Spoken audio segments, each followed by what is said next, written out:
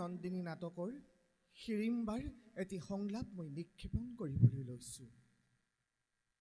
উদীপ্ত সৰুচে আহি ৰঙা ফাফালি পৰিস্ফুট কৰিলেহি সমগ্ৰ পৃথিৱী।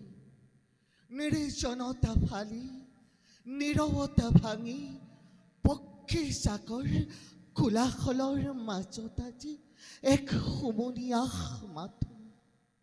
গতিৰুদ্ধ স্বপ্নৰুদ্ধ সংকটাপূৰ্ণ অস্তিত্বৰ এক অজান আশংকা।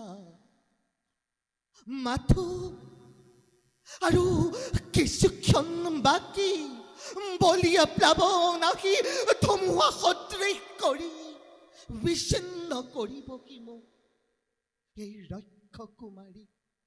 কোনে কয় ৰক্ষৰ নাই কোনো ভয়? কোনে কয় ৰক্ষৰ নাই কোনো মান অভিমান?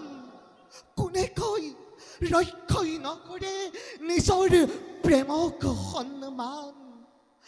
ভ্ৰান্ত ধাৰণা মাথো সমগ্ৰ জগতৰ। আজি বিচ্ছেদৰ সময়ত স্বামী মোৰ ভীমসেনৰ লগত হোৱা প্ৰেমৰ সাক্ষীয়েই নহয় জানো ঘটোৎকচ? পুত্ৰ জন্ম হোৱাৰ আনন্দ আৰু কিমানে ক্ষণলৈ হোৱা সমগ্ৰ পক্ষীগণে আকাশে বতাহে কৈ চাই সাজু হ হিৰিম্বা তই। বিচ্ছেদৰ বাবে